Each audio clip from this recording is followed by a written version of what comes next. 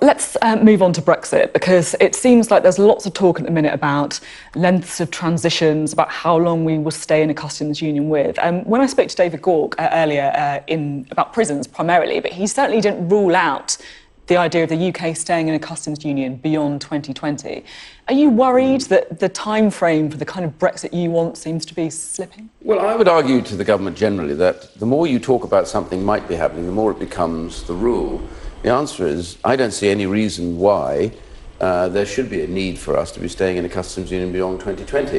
You know, providing we get on, make the decision about the kind of customs system we want, we work at that to get it done and understand what is the minimum we require in that system to achieve a proper set of borders, then there's no reason why we can't do it. We have the time, you know, there's some 2 years to go before we even do that, including all of the implementation period. I think there's plenty of time to get this done. But, I mean, the trouble is everyone starts thinking you can't do something.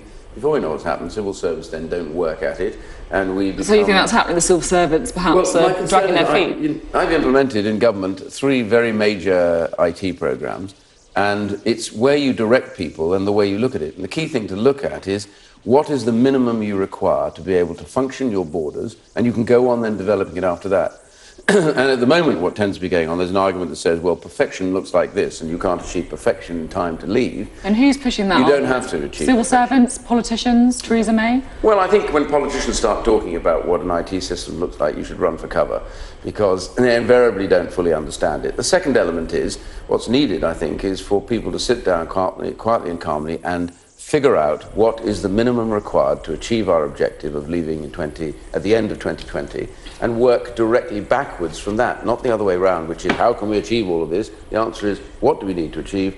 How do we achieve that in the timescale? And I think it's wholly doable. You see, it's interesting. Like you're sitting here, you seem remarkably relaxed about the idea that we're going to get a deal that's going to benefit everybody.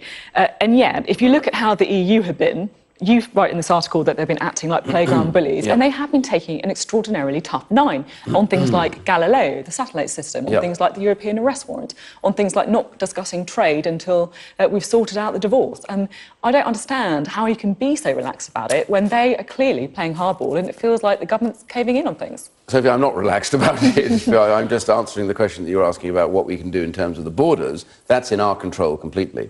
I'm not relaxed about the behaviour of the EU, far from it. I think the EU, as I say in my piece today, is behaving as though they want to somehow bully us. And the reason for that is quite clear. If you peel away all the nonsense that Monsieur Barnier talks almost all the time, as far as I can make out, what you end up with is a real fear in the EU that the UK will be a competitor, and a rather good competitor, to the EU.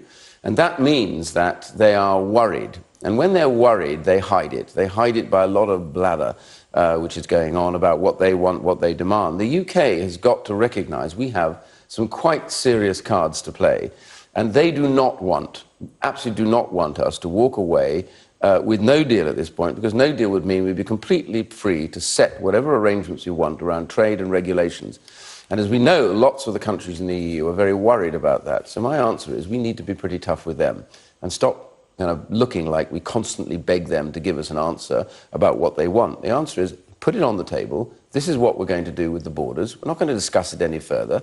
Ireland and the UK can sort the border issue out in terms of the flexibility. But we haven't really come up with an idea in Northern Ireland that's going to work, have we? The idea is very simple. You have exactly what they call the max fact, which is the border process, which even the head of the HMRC said is wholly doable, will not lead to great... But it's going to cost more money. No, by the way, that is complete cost. Rubbish. I've looked at this very carefully. It's nothing like that. So he's talking rubbish, is he? Well, because he was given a calculation, lazy calculation, made, and all sorts of issues about, do you count every single bit of goods inside a container, or do you count containers as one thing?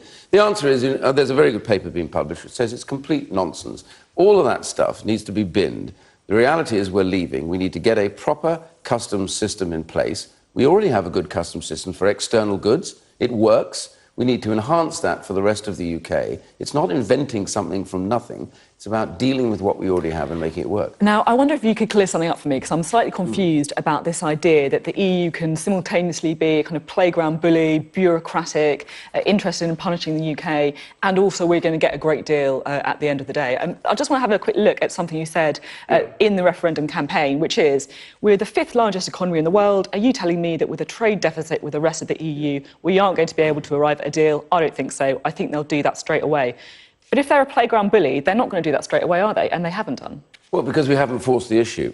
What we need to do is make it very clear that that is the key element to all of this. The EU has done this and divided it up into these 3 elements so that they can try to control the whole negotiation, get what they want from the early stages. This can't come as a surprise to you that they were going to do this. I'm not in the slightest bit surprised. They won't. So my point is... Why did you ever think that they were going to do that? Because I believe that they will have to come to a great arrangement. If they don't, they're the ones that will be severely damaged by it, by the way. And us. And the UK. Well, no, the EU will be severely damaged. They sell more in goods to us, dramatically more than we do to them.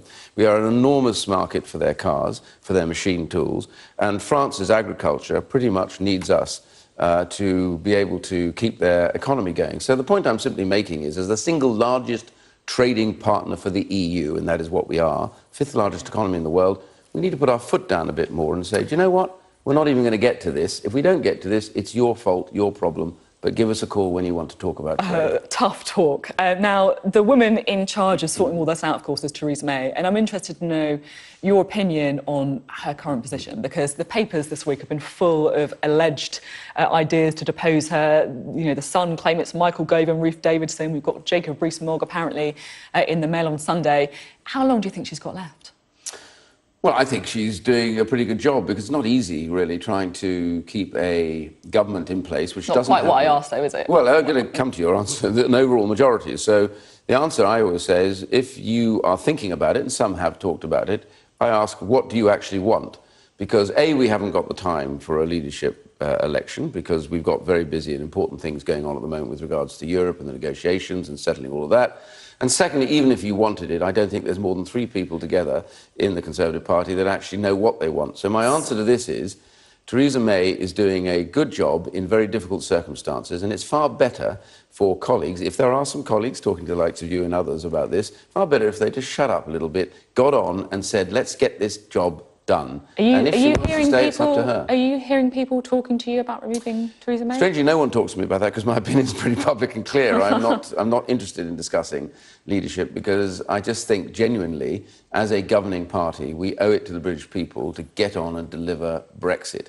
And that's what they voted for, and we are seen as the Brexit party. And if we do it right, we have a very good chance then, over the following 2.5 years, to actually get the economy sorted, in the sense that by the time we run to the election, we could actually win a very strong majority because of our delivery. But if we spend our time rowing about leadership, my answer is then we will get what we row about, which is nothing. OK, thank you very much, Iain Duncan Smith.